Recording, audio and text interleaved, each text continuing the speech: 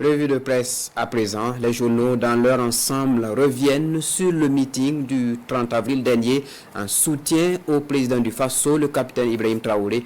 La lecture croisée des quotidiens dans ce commentaire que nous propose Maria Matamboura.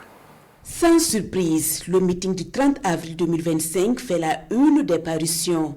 Entre compte rendu et éditorial, chaque quotidien y va de son commentaire et de son analyse.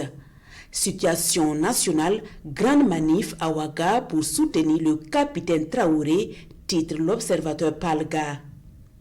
Une forte mobilisation au Burkina et dans le monde lance le journal Le Quotidien. Une mobilisation mondiale contre l'impérialisme, écrit Sidoya. Pour le journal de tous les Burkinabés, le mercredi 30 avril 2025 sera une date mémorable dans l'histoire sociopolitique du Burkina Faso.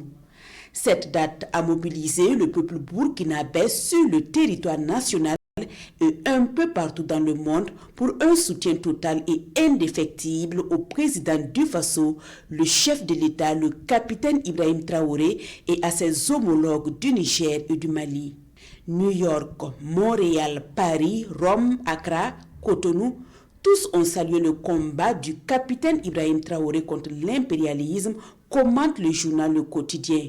Pour mon confrère, tout ce qui a été donné de voir, c'est un sentiment profond qui traverse l'Afrique et sa diaspora. Un réveil de conscience, une soif d'indépendance véritable et une détermination inébranlable à rejeter les chaînes de l'impérialisme. Dans les colonnes de Aujourd'hui au Faso, point levé en signe de victoire, l'image du Premier ministre Rimtalba Jean-Emmanuel Ouedraogo. Ce que les impérialistes ont oublié, c'est que 1987 n'est pas 2025. En 2025, les combattants de la liberté sont debout et nous allons faire corps pour défendre le capitaine Ibrahim Traoré.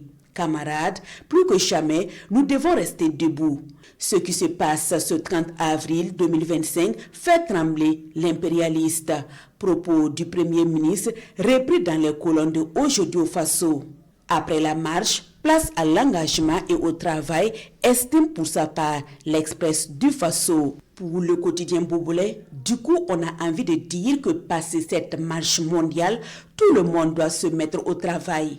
Car l'indépendance, la souveraineté, la dignité d'un peuple et d'une nation ne se limitent pas à marcher, à manifester, à vociférer dans les rues, mais c'est aussi et surtout de s'affranchir de tout ce qui peut l'aliéner. Autrement, abattre l'impérialisme, c'est de ne plus tendre la main, c'est de ne plus rien attendre de lui. Même si cela doit se faire, c'est dans un partenariat gagnant-gagnant, c'est dans la fierté et la dignité des deux parties.